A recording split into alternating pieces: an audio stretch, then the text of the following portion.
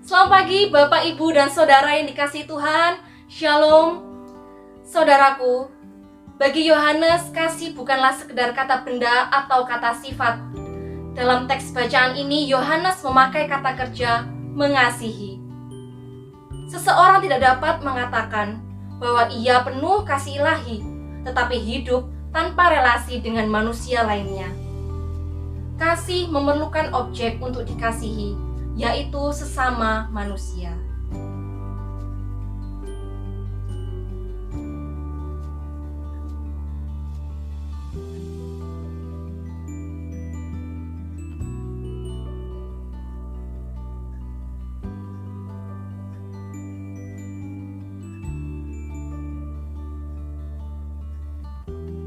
Angkatlah hatimu kepada Allah dan percayalah bahwa pertolongan kita adalah di dalam nama Tuhan, pencipta langit, bumi, dan segala isinya. Tuhan yang senantiasa menopang kehidupan gerejanya dan memeliharanya di dalam kasih karunia. Saudaraku yang dikasihi Tuhan, kekristenan bermakna hubungan pribadi dengan Kristus. Tampaknya hanya ada dua pribadi yang terlibat di dalamnya, yaitu orang percaya dan Kristus. Meski demikian, bagaimana seseorang percaya memperlakukan dan mengasihi saudara seiman terkait juga di dalam relasi itu. Agungkanlah Tuhan.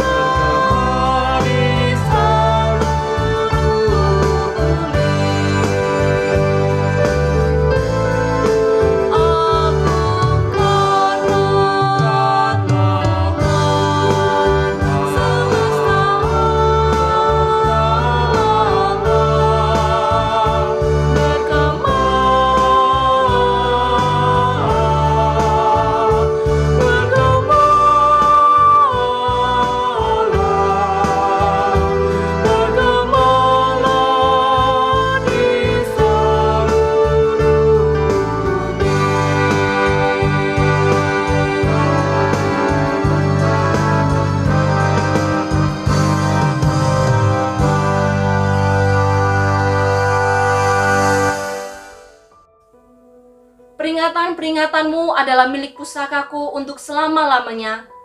Sebab semuanya itu kegirangan hatiku. Telah kucondongkan hatiku untuk melakukan ketetapan-ketetapanmu untuk selama-lamanya sampai saat terakhir. Introitus kita pada pagi hari ini.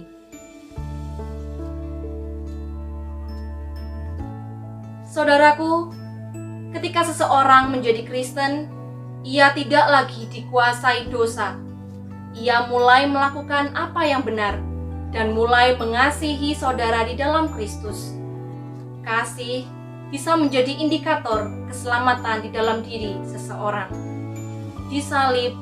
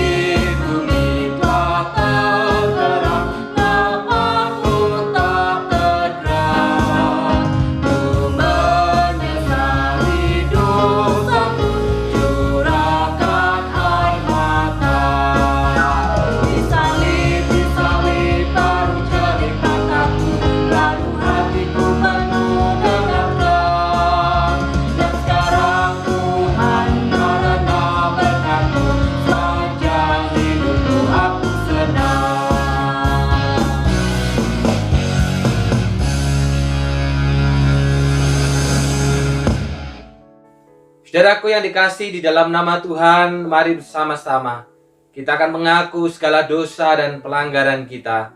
Kita berdoa. Bapa yang di surga, syukur untuk panggilan Tuhan di dalam ibadah kami pada pagi hari ini. Engkaulah yang memanggil kami, Engkaulah yang memperkenankan kami untuk datang menyembah kepadamu. Tetapi kami sadar Tuhan, siapakah kami di hadapan Tuhan.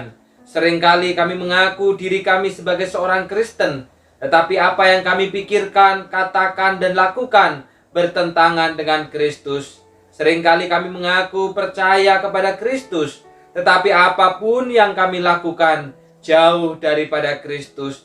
Oleh karena itu Bapa, kami mohon ampun daripada Tuhan. Ampunilah hati kami yang seringkali lemah, yang seringkali jatuh ke dalam dosa. Ampunilah kami supaya kami bangkit kembali dari segala kegagalan dan keterpurukan. Celikanlah mata rohani kami Tuhan, supaya kami memiliki kepekaan terhadap iman dan firman, sehingga ketika kami tahu hidup kami makin menyimpang dari kebenaran, ketika Tuhan mengingatkan melalui firman, kami dapat kembali ke dalam firman yang hidup itu. Bukalah hati kami ya Bapa, untuk terus dapat mengalami proses pertobatan dan pengudusan diri yang terjadi setiap hari. Apapun yang terjadi dalam hidup kami, baik itu kesukaan maupun juga kesedihan, baik itu sukacita maupun juga dipenuhi dengan segala persoalan, semuanya adalah sebagai bagian untuk memurnikan hati dan hidup kami supaya makin serupa dengan Tuhan. Terima kasih Bapa, layakkanlah kami pada pagi hari ini, berikan pengampunan bagi kami, supaya kami dapat berjumpa dengan Tuhan di dalam firman dan kebenaran. Di dalam nama Tuhan Yesus Kristus, pengantara kami yang sempurna dan satu-satunya itu, kami sudah mengakui segala dosa dan pelanggaran kami. Amin. 1 Yohanes 1 ayatnya yang ke-9. Jika kita mengaku dosa kita, maka Ia adalah setia dan adil, sehingga Ia akan mengampuni segala dosa kita dan menyucikan kita dari segala kejahatan. Di dalam damai dengan semua orang, biarlah setiap kita dituntun kembali oleh firman Allah, seperti dalam 1 Yohanes 3 ayat 11 yang berbunyi, Sejak semula sudah disampaikan berita ini kepadamu, kita harus mengasihi satu sama lain. renungkanlah dan lakukanlah di sepanjang hidup Bapak, Ibu, dan Saudara. Bersama-sama dengan gereja sepanjang zaman dan abad, marilah kita mengikrarkan pengakuan iman kita, seturut dengan pengakuan iman rasuli yang kita nyanyikan demikian.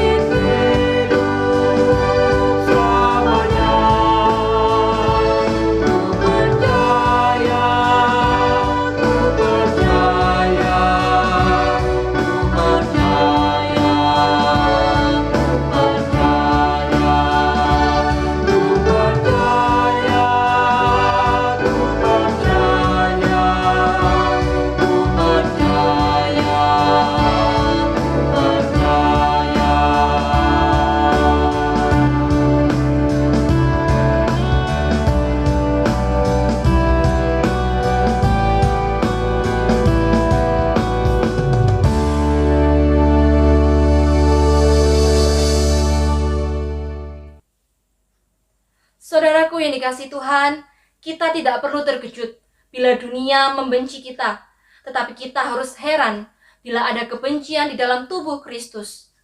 Yohanes memakai kisah Kain sebagai contoh kegagalan dalam mengasihi. Kain gagal karena tidak beriman. Lalu lahir ketidaktaatan yang berakhir pada kebencian. Lahir kesombongan yang menghasilkan panas hati. Kebencian dapat ditunjukkan secara aktif maupun pasif. Di mata Allah, membenci saudara sama dengan membunuh dia di dalam hati.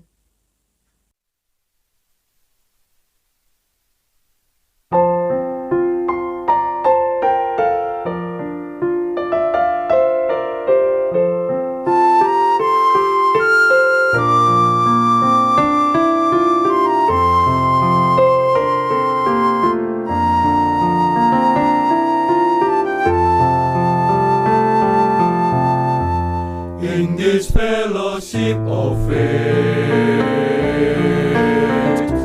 we have come to know the Lord. We have felt the Spirit move within this place. In this fellowship of faith, Fellowship of faith, blessed forevermore. we are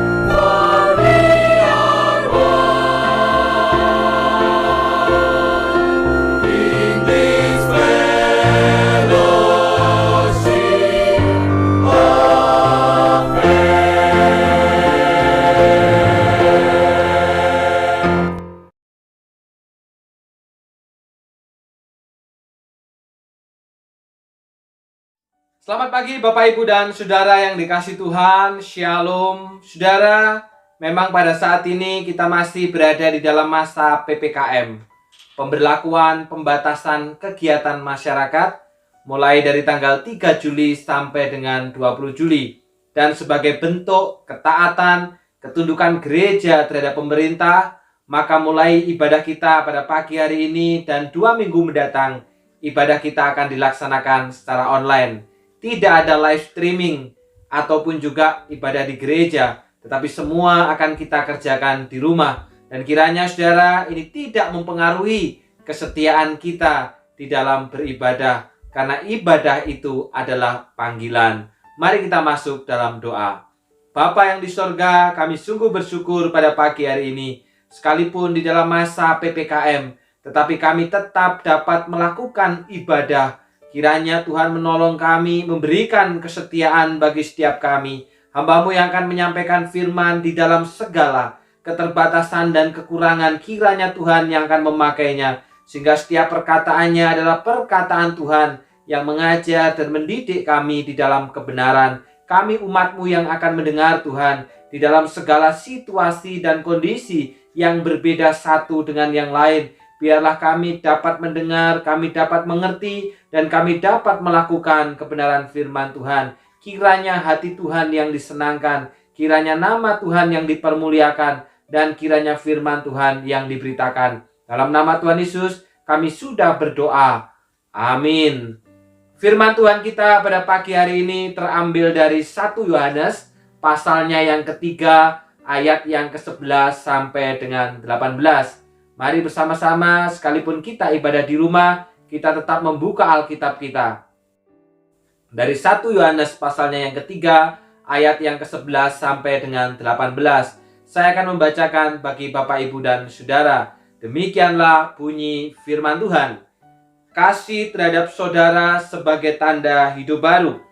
Sebab inilah berita yang telah kamu dengar dari mulanya, yaitu bahwa kita harus saling mengasihi. Bukan seperti Kain yang berasal dari si jahat dan yang membunuh adiknya. Dan apakah sebabnya ia membunuhnya?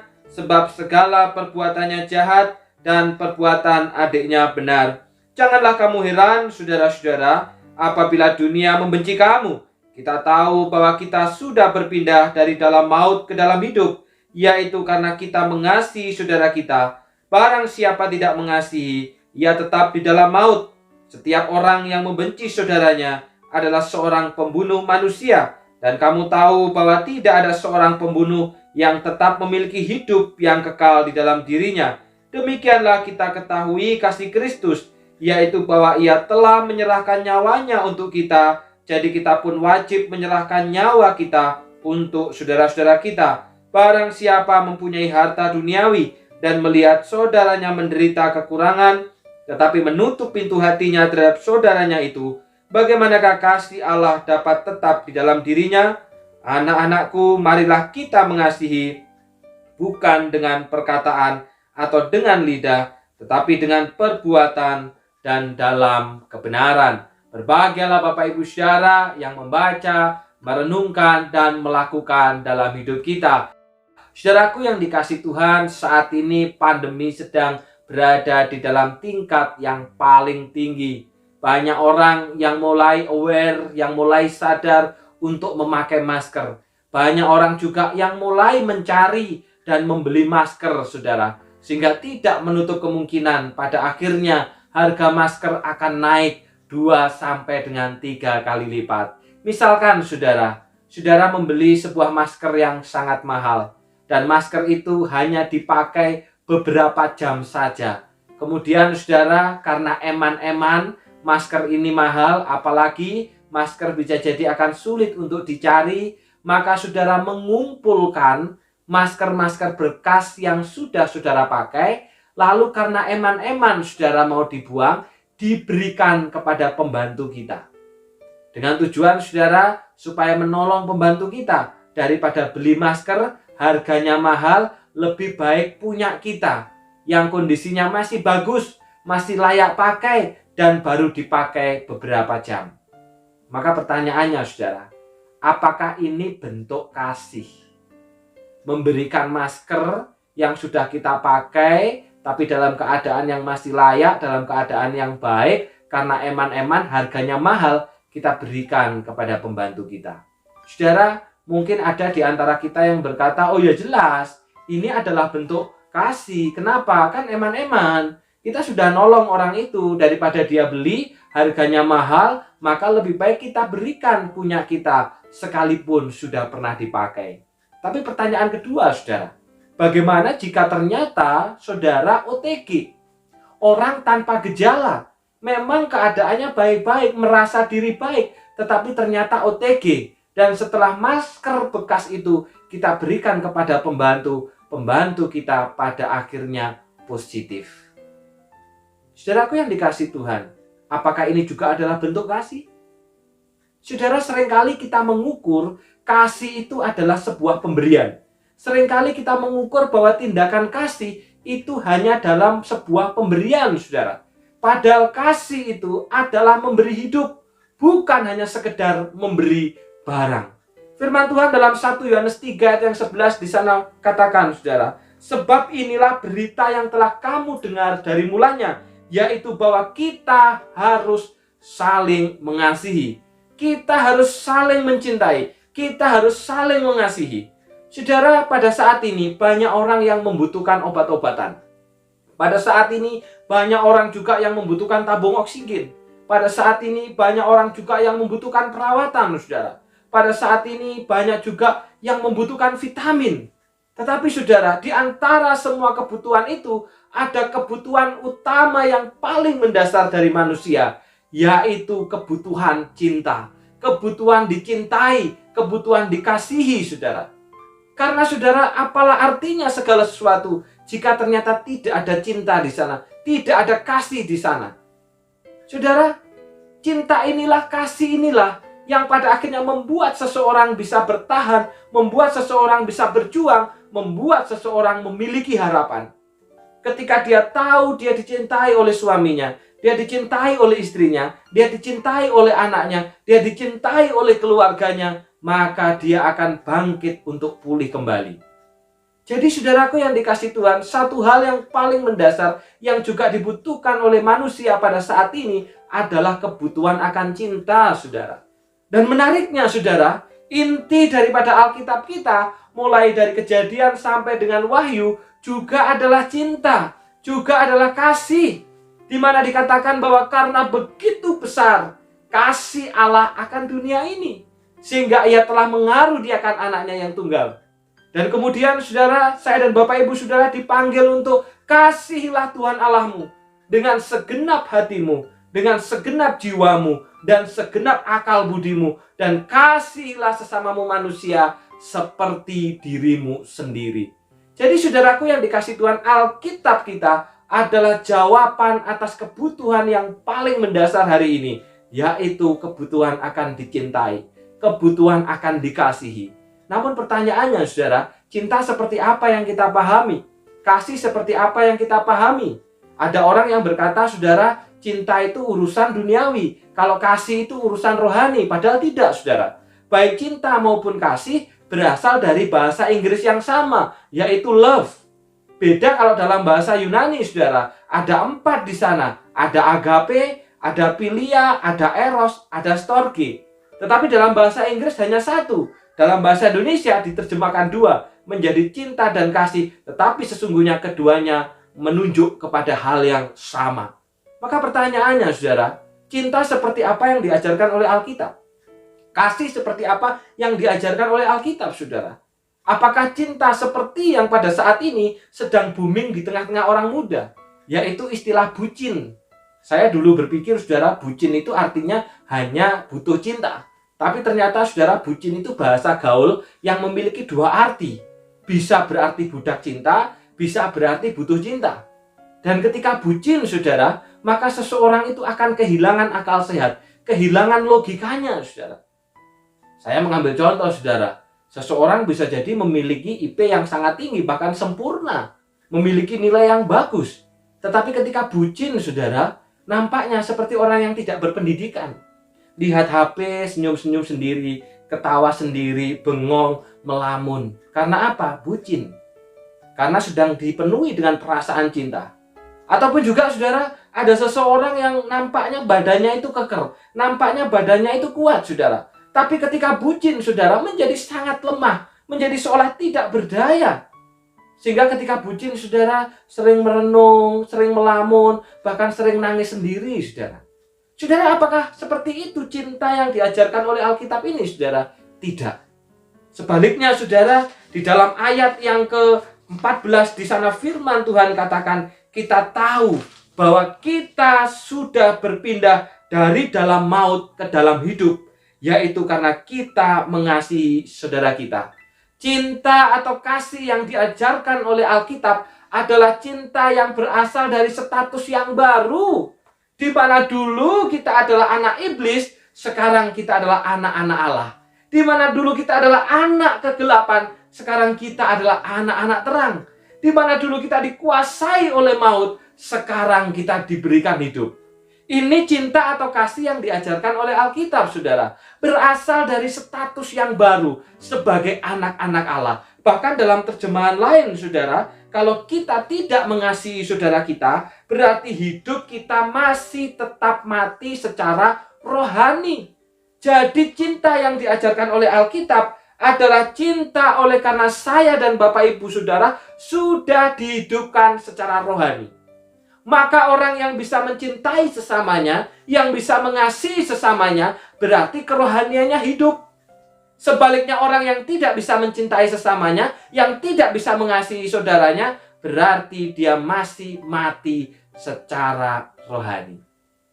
Nah, saudaraku yang dikasih di dalam nama Tuhan, cinta yang berasal dari kerohanian yang hidup ini bentuknya seperti apa?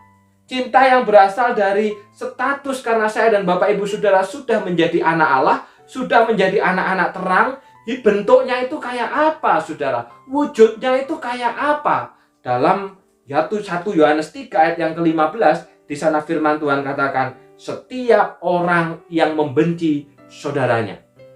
Saudara, cinta yang berasal dari kerohanian yang sudah dihidupkan, cinta yang berasal dari status yang baru, karena saya dan Bapak Ibu Saudara menjadi anak-anak Allah, tidak akan ada kebencian, saudara. Dalam situasi apapun, dalam kondisi apapun juga, kasih kita, cinta kita tidak akan pernah berubah menjadi benci.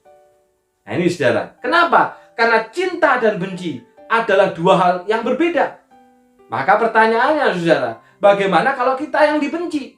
Bagaimana kalau kita yang tidak disukai? Bagaimana kalau kita yang disisihkan atau dikucilkan saudara? Maka saudara, sama seperti bagian ini saudara, Rasul Yohanes memberikan contoh Habel saudaraku. Habel ini dibenci oleh Kain, padahal Habel tidak tahu apa yang menjadi alasannya saudara. Alkitab sendiri katakan segala perbuatan Habel ini adalah benar.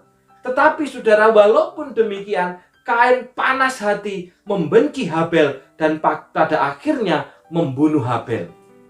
Padahal dia berbuat benar. Lain cerita saudara kalau Kain Habel ini berbuat jahat sehingga layak untuk dibenci saudara. Saudaraku yang dikasih Tuhan, kondisi Habel ini sama seperti kondisi umat pada masa itu saudara. Di mana pada waktu itu saudara, Kristen ini kan sebenarnya mereka ini berasal dari satu umat yang sama, berasal dari satu jemaat yang sama. Tetapi kemudian karena ada penyesatan, akhirnya gereja Tuhan ini terpecah saudara. Separuh dari umat Tuhan meninggalkan persekutuan, meninggalkan iman, dan meninggalkan kebenaran saudara. Separuhnya lagi tetap setia terhadap persekutuan, tetap setia kepada iman, dan tetap setia kepada kebenaran. Nah di dalam perjalanan saudara, separuh daripada umat yang meninggalkan persekutuan, yang meninggalkan iman dan meninggalkan kebenaran ini saudara, mereka kemudian membenci umat yang setia dengan iman, setia dengan kebenaran, dan setia dengan persekutuan ini saudara. Jadi mereka dibenci saudara. Padahal mereka dibenci karena melakukan yang benar, dibenci karena setia dengan firman. Dan saudara, kebencian ini bukan hanya dilakukan oleh mereka yang sebelumnya berasal dari orang-orang Kristen, tetapi juga menjalar kepada mereka yang bukan orang percaya. Kenapa saudara? Karena setelah orang-orang yang Kristen ini kemudian meninggalkan persekutuan, meninggalkan iman, meninggalkan kebenaran, mereka punya cara hidup yang sama dengan dunia. Sehingga dunia pada akhirnya, orang-orang yang tidak percaya pun ikut membenci orang-orang Kristen yang setia. Ikut membenci orang-orang Kristen yang taat kepada firman Tuhan. Mereka bukan hanya dibenci, tapi mereka juga dikucilkan, mereka juga disisihkan, mereka juga mengalami penderitaan. Karena apa, saudara? Karena melakukan yang benar. Nah, dalam keadaan yang begini, saudara, kira-kira apakah kasih itu akan berubah juga menjadi benci? Tidak. Justru firman Tuhan katakan apa, saudara? Kita tetap harus saling mengasihi. Sekalipun dibenci, sekalipun dikucilkan, sekalipun disisihkan, sekalipun dirugikan, saudara. Sekalipun tidak tahu apa salahnya, sekalipun bahkan mereka berbuat benar, tetapi mereka tetap harus mengasihi. Tidak bisa kemudian mereka pun ikut membenci. Saudara, bisa jadi kita berkata, loh kok enak? Kan kita nggak salah. Kecuali kita salah mah nggak apa-apa dibenci. Loh, kita loh yang melakukan yang benar, tapi kita dibenci. Masa kita nggak boleh benci? Ataupun bisa jadi kita berkata, kalau untuk hamba Tuhan mah gampang mengasihi orang yang membenci kita. Tapi dalam prakteknya kita ini yang jemaat, kita nggak bisa. Saudara yang dikasih Tuhan, ini bukan soal gampang atau tidak. Ini bukan soal hamba Tuhan atau jemaat. Tetapi ini soal apakah saya dan Bapak Ibu Saudara sudah memiliki status yang baru sebagai anak Allah. Apakah saya dan Bapak Ibu Saudara, kerohanian kita ini sudah dihidupkan kembali, saudara? Karena saudara, kalau saya dan Bapak Ibu Saudara sudah menjadi anak-anak Allah, kerohanian kita sudah dihidupkan kembali, maka kita akan tetap mengasihi. Sekalipun saya dan Bapak Ibu Saudara dibenci, sekalipun kita disisihkan, sekalipun kita dikucilkan, sekalipun kita dirugikan, saudara, kita tidak akan ikut membenci. Karena kasih dan kebencian adalah dua hal yang berbeda, dan keduanya tidak bisa berada di dalam hati yang sama dan berjalan bersama-sama. Karena kasih ini berasal dari anak-anak Allah, sedangkan kebencian berasal dari kegelapan, saudara. Sehingga saudaraku yang dikasih di dalam nama Tuhan, maka orang yang dibenci tetapi bisa mengasihi menunjukkan bahwa kerohaniannya hidup.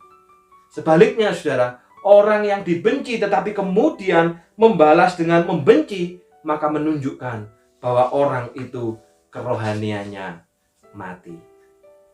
Saudaraku yang dikasih di dalam nama Tuhan, beberapa waktu yang lalu saya sempat menceritakan, saudara, bahwa saya pernah ditipu ketika membangun rumah.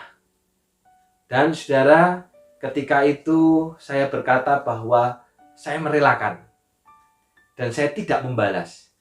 Karena apabila saya membalas, maka Tuhan akan diam.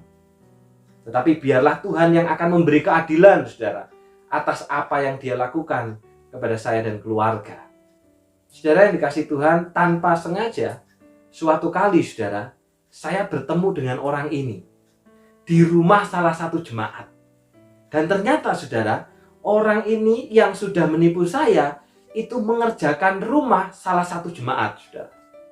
Dan ketika itu, saudara, ketika melihat dia, saya bermaksud untuk menyapa. Tetapi kemudian, saudara, ternyata dia lari dan bersembunyi. Kalau Bapak Ibu Saudara menjadi saya, kira-kira apa yang saudara lakukan? Wah, kesempatan ini, mumpung ketemu, waktunya nagih, waktunya tanya, waktunya minta. Waktunya kita juga memberitahu kepada jemaat kita apa yang sudah dia lakukan. Saudara, bisa jadi kita berpikir begitu. Dan saya pada waktu itu, saudara, bisa mempermalukan dia. Saya bisa, saudara, menghakimi dia, bisa. Bahkan juga saya bisa menceritakan segala keburukan dan kejelekannya kepada jemaat kita, bisa, saudara. Saya bisa berkata bahwa hati-hati dengan orang ini, karena orang ini adalah orang yang menipu saya, bisa, saudara. Tapi pada waktu itu saya tidak melakukan itu, saudara. Karena segala yang saya lakukan itu bukan bentuk kasih, tetapi justru bentuk kebencian. Loh, berarti saya membiarkan jemaat kita akan mengalami hal yang sama seperti apa yang saya lakukan karena saya tidak memberitahu. Oh tidak, saudara. Karena apa? Lewat percakapan saya tahu bahwa jemaat kita ini, saudara, tidak mengikat perjanjian dengan orang ini. tapi dengan bosnya. Jadi dia di situ hanya ikut kerja.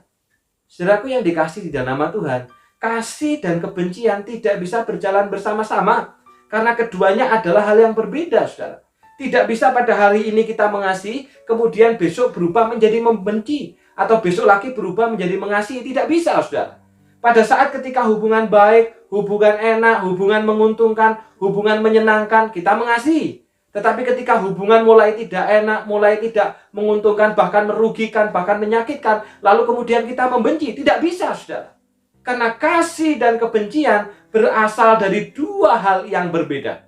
Jika saya dan Bapak Ibu Saudara adalah anak-anak Allah yang kerohanian kita sudah dihidupkan, maka dalam kondisi dan keadaan apapun juga, kita tetap akan mengasihi. Mengasihi tidak akan pernah dapat berubah untuk membenci. Tapi pertanyaannya, saudara, loh itu ada jemaat, ada orang Kristen mengaku sebagai anak Allah, kenapa hari ini mengasihi, besok berubah menjadi membenci, dan kemudian besoknya lagi berubah menjadi mengasihi? Saudara, maka jawabannya adalah bisa jadi, saudara, nampaknya secara lahir dia adalah orang Kristen, tetapi sesungguhnya hatinya masih mati secara rohani. Kenapa, saudara? Karena Kristus hanya mati dan bangkit satu kali. Demikian juga orang yang sudah dihidupkan dari kematian, maka dia akan mengasihi. Tidak berubah hari ini mengasihi, besok membenci. Karena Kristus pun tidak hari ini mati, besok bangkit, besok mati, besok bangkit lagi. Tidak. Sehingga orang yang sudah memiliki status sebagai anak Allah, orang yang sudah dihidupkan kembali kerohaniannya, maka dia akan tetap mengasihi dalam situasi apapun juga. Maka pertanyaannya, saudara, bagaimana dengan kasih kita? Apakah kasih saya dan Bapak Ibu Saudara adalah kasih yang lahir dari status yang baru sebagai anak-anak Allah? Apakah kasih saya dan Bapak Ibu Saudara lahir karena kita sudah berpindah dari maut ke dalam hidup? Orang-orang yang kerohaniannya dihidupkan. Sehingga sekalipun dirugikan, sekalipun dikucilkan, sekalipun disisihkan, sekalipun ditindas, sekalipun dipermalukan, itu tidak akan pernah merubah kasih kita kepada orang itu. Jadi mari saudara ya, kasih kita ini naik, cinta kita ini naik saudara. Jadi cinta kita tidak bergantung kondisi, tetapi cinta kita oleh karena kita sudah memiliki status yang baru sebagai anak-anak Allah. Itu yang pertama saudara. Nah yang kedua saudara, apa bentuknya?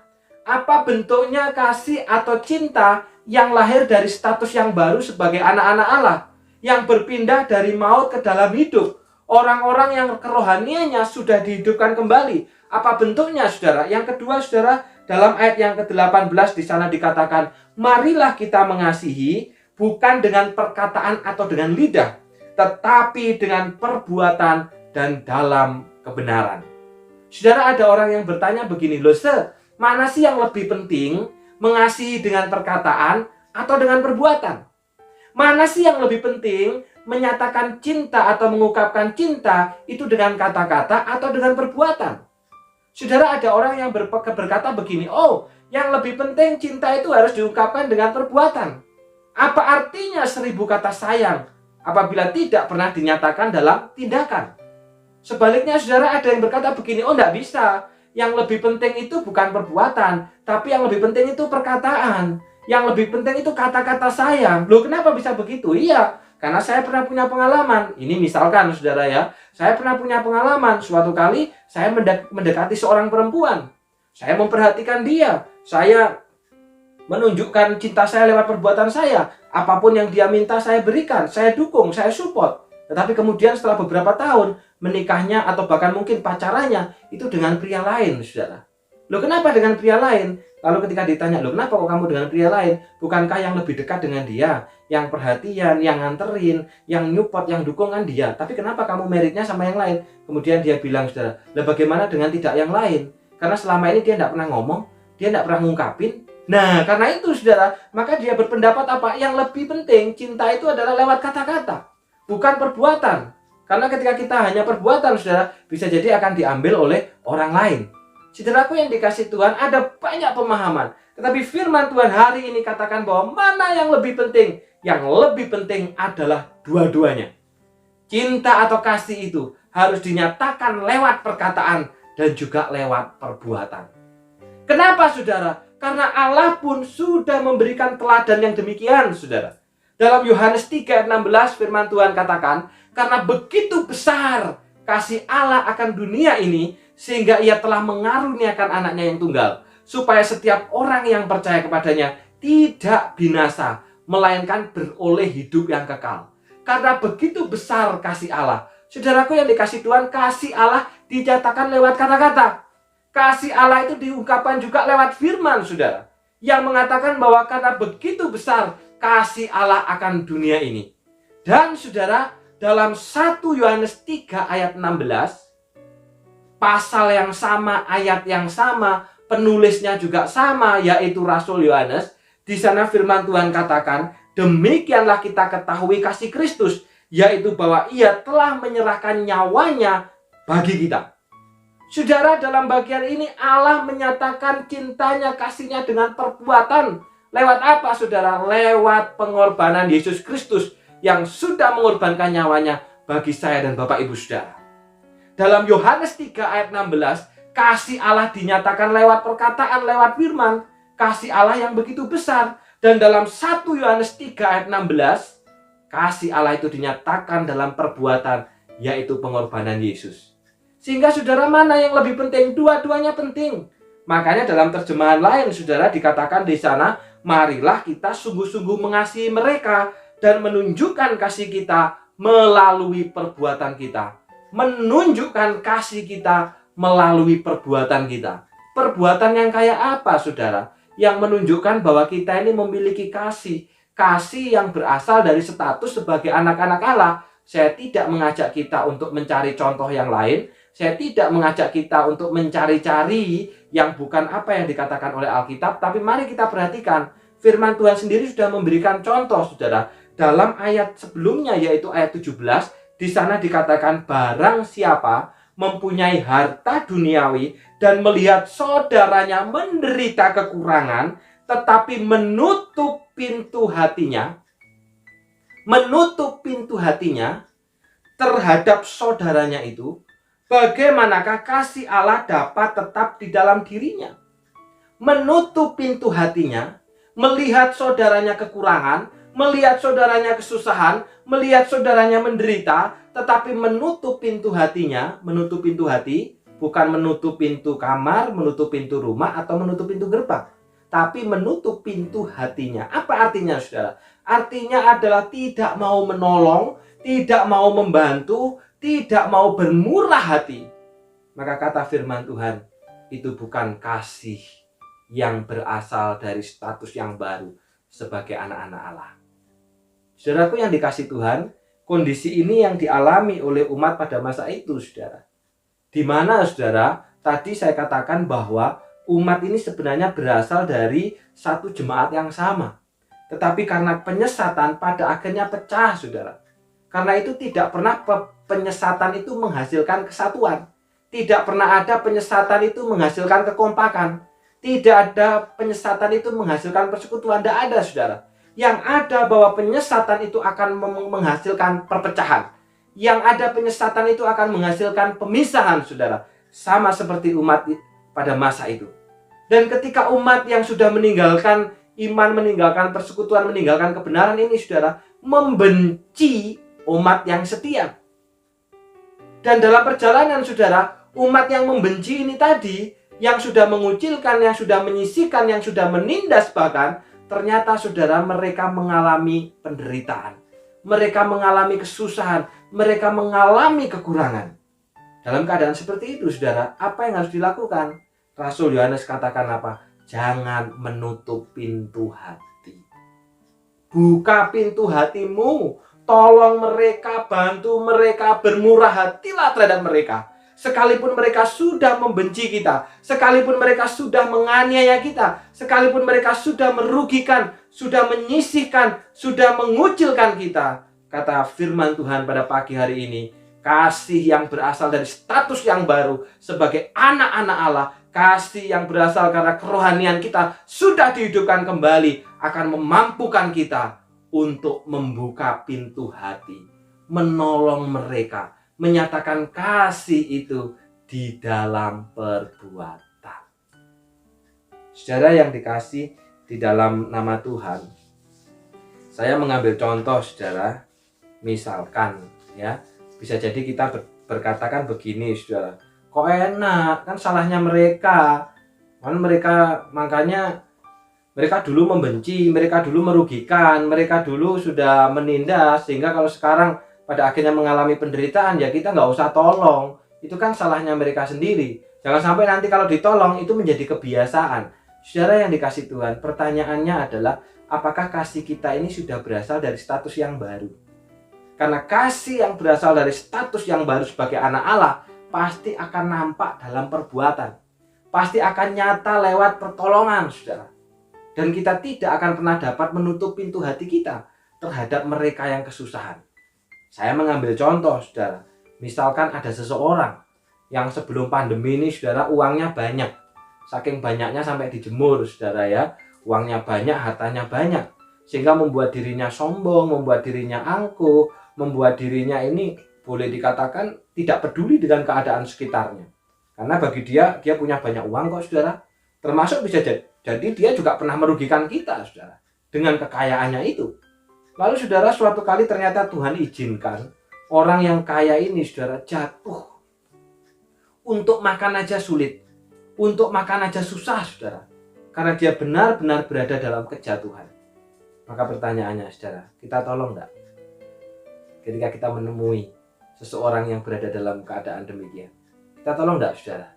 Bisa jadi ada yang berkata di antara kita begini, saudara, ngapain kita tolong, salahnya sendiri. Makanya dulu dia jahat, sehingga kalau hari ini dia mengalami kekurangan, itu akibat dari apa yang dia lakukan. Bisa jadi ada orang yang berkata begini, saudara, jangan ditolong. Nanti kalau ditolong jadi kebiasaan, nanti jadi pola nanti kalau kita tolong. Saudara yang dikasih Tuhan, kasih itu tidak menghakimi. Karena penghakiman itu di tangan Allah, saudara. Tetapi kasih itu justru akan nyata lewat perbuatan, saudara. Saya dan Bapak Ibu saudara dipanggil bukan untuk menghakimi. Saya dan Bapak Ibu saudara dipanggil untuk menyatakan kasih di dalam perbuatan kita.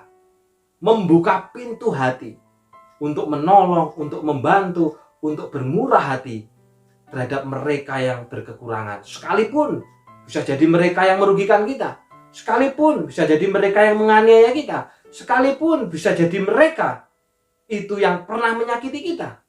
Tetapi saudara, karena saya dan Bapak Ibu saudara, orang-orang yang sudah memiliki status yang baru, orang-orang yang sudah dihidupkan kerohaniannya, maka kita tetap akan bisa mengasihi dan menunjukkan kasih itu di dalam perbuatan.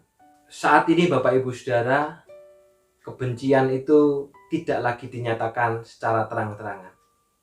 Tetapi kebencian itu, saudara, bisa dinyatakan dengan cara yang halus. Saya mengambil contoh, saudara. Barusan saya membaca berita. Ada orang yang dengan sengaja itu menimbun obat-obat yang diperlukan untuk penanganan COVID ini, saudara. Dan ketika ditimbun, saudara, lalu dijual dengan harga yang naiknya bukan 2 kali lipat, tapi bisa 3-4 kali lipat. Saya mengambil contoh, saudara. Ada satu obat itu harganya normalnya satu kotak itu 75.000. Tetapi kemudian saudara dijual menjadi 260.000. Ada satu obat saudara per kotak itu harganya 260.000. Tapi kemudian dijual menjadi 850.000. Naiknya sampai 3 sampai dengan 4 kali lipat. Padahal saudara saat ini semua orang itu sedang mengalami kesusahan. Saat ini semua orang itu sedang mengalami kesulitan. Saat ini semua orang itu sedang butuh, saudara. Termasuk ada obat yang sampai dijual itu belasan juta, saudaraku. Saudaraku yang dikasih Tuhan, kenapa demikian, saudara? Karena orang ini tidak memiliki kasih di dalam hatinya. Yang dia pikirkan hanya dirinya. Yang dia pikirkan hanya keuntungan pribadi. Padahal kasih yang diajarkan oleh Alkitab itu berkorban. Bukan hanya sekedar dapat keuntungan. Sama seperti Kristus yang mengorbankan nyawanya bagi saya dan Bapak Ibu saudara. Itu kasih yang diajarkan oleh kekristenan, saudara. Karena itu saudaraku yang dikasih Tuhan, saat ini banyak orang yang membutuhkan cinta dan kasih. Di sekitar kita, saudara, ada orang yang membutuhkan bantuan, ada orang yang membutuhkan dorongan, ada orang yang membutuhkan kehidupan, saudara. Karena itu mari kita membuka hati kita. Apapun yang kita bisa lakukan kepada mereka, mari kita lakukan, saudara. Karena yang kita butuhkan adalah cinta. Kita mencintai mereka. Bukan hanya sekedar malah justru kita kucilkan, atau bahkan mungkin hanya sekedar dijadikan gunjingan, saudara. Tetapi saudara, pada saat ini firman Tuhan mengajak kita, mari kita mengasihi mereka dengan perbuatan kita buka pintu hati. Saudaraku yang dikasihi Tuhan, termasuk saudara, ketika kita menjaga protokol kesehatan, dimanapun dan kapanpun berada, itu juga merupakan bagian kita mengasihi saudara kita. Karena kita tidak mau mencelakakan mereka. Saudaraku, di dalam kasih tidak ada kebencian. Sehingga umat yang membenci menunjukkan bahwa kerohaniannya itu mati. Kasih dan kebencian adalah dua hal yang berbeda. Keduanya tidak bisa tinggal di dalam hati yang sama dan berjalan bersama-sama. Karena kasih adalah tanda bahwa kita adalah anak-anak Allah, sedangkan kebencian adalah tanda bahwa kita masih dikuasai kegelapan. Dan di dalam kasih itu, saudara, pasti ada perbuatan yang nyata. Karena itu, dalam kondisi yang susah hari ini, saudara, jangan pernah menutup pintu hatimu. Bukalah pintu hatimu untuk menolong, untuk membantu, untuk bermurah hati kepada saudara-saudara kita.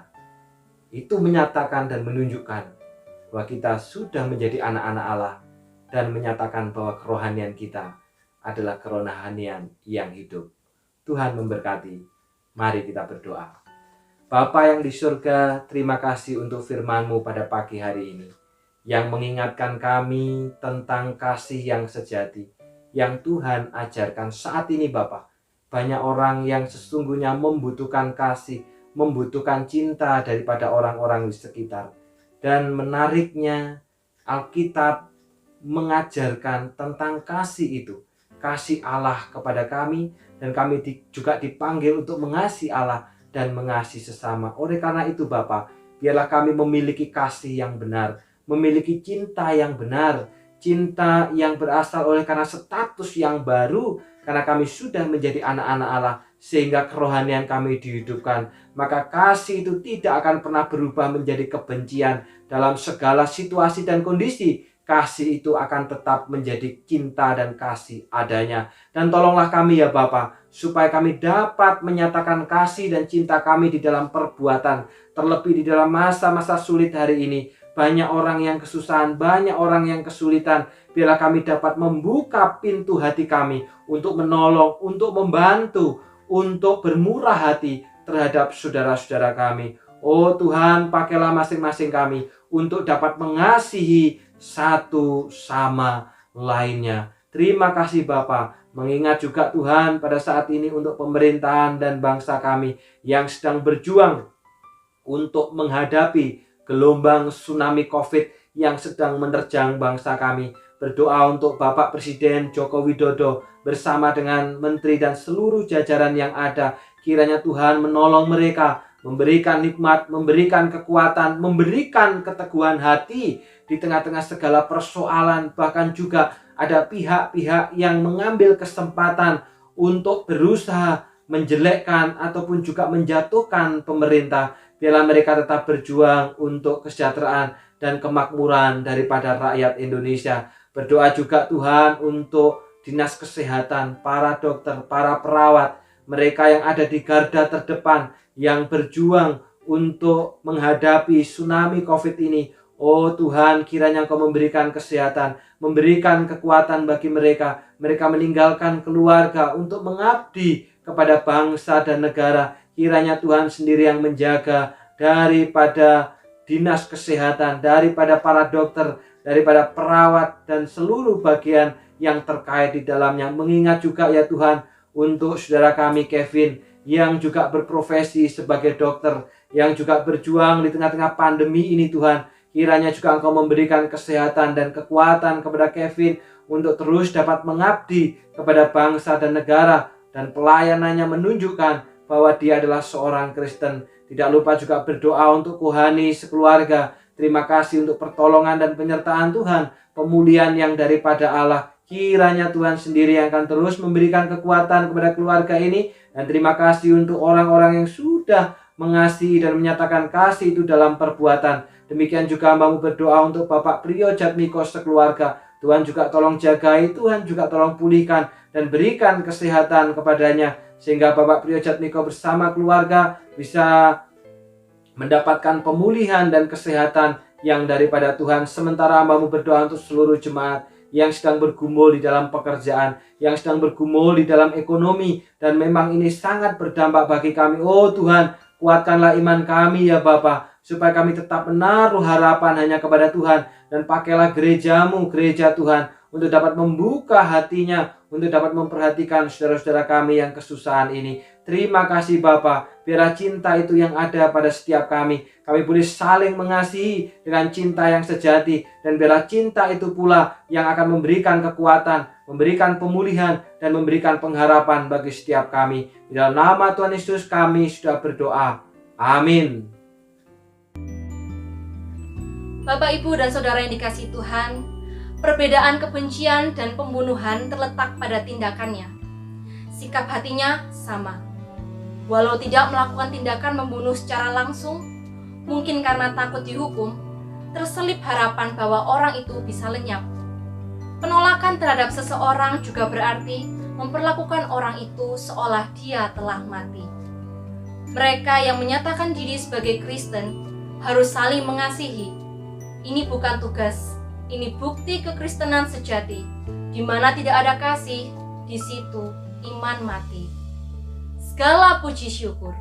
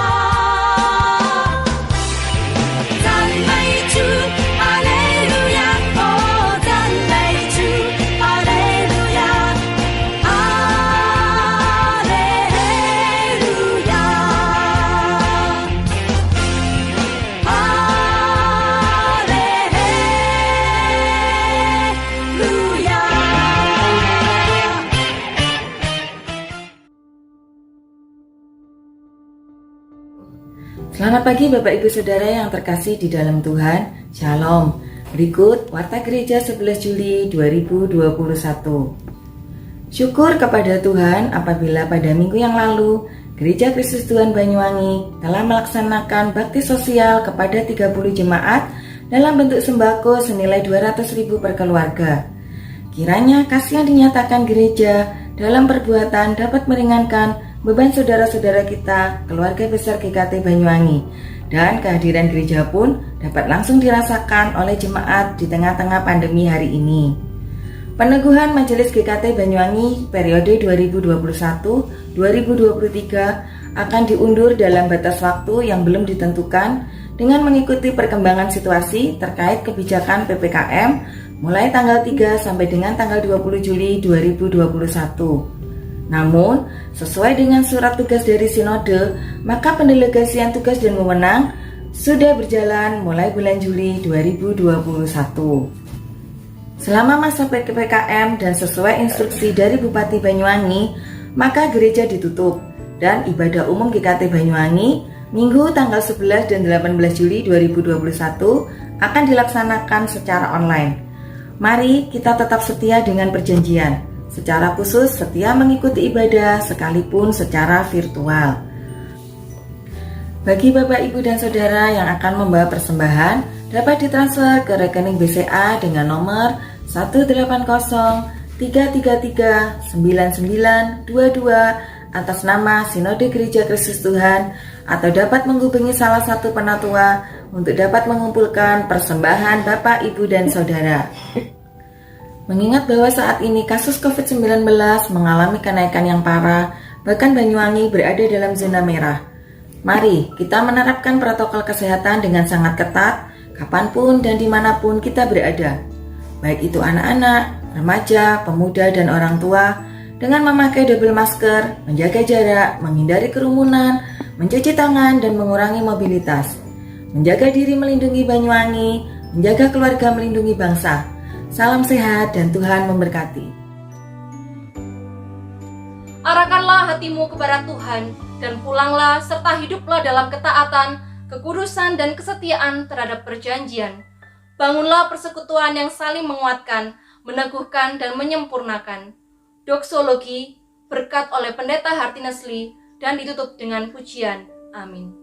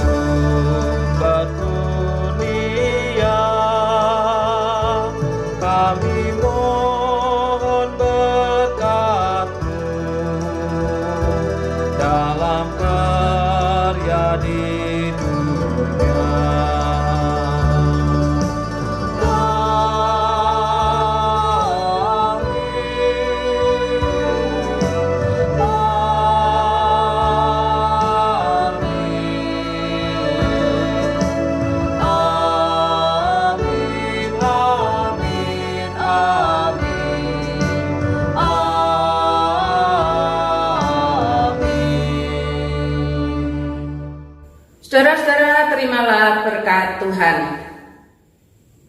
Kiranya Tuhan mengaruniakan bagi saudara damai sejahtera dari sorga, melindungi senantiasa agar saudara dapat taat kepada Tuhan dan anaknya Yesus Kristus. Kiranya Allah Bapa, Allah Anak, dan Allah Roh Kudus, Allah Tritunggal itu senantiasa menyertai saudara-saudara sekalian sampai selama-lamanya. Amin.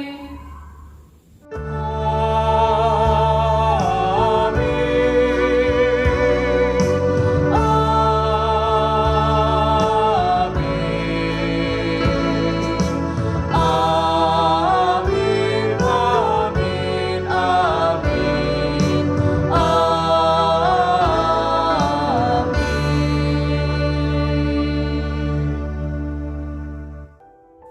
Ibadah pada pagi hari ini telah selesai. Silakan Bapak, Ibu, dan Saudara mengambil saat teduh.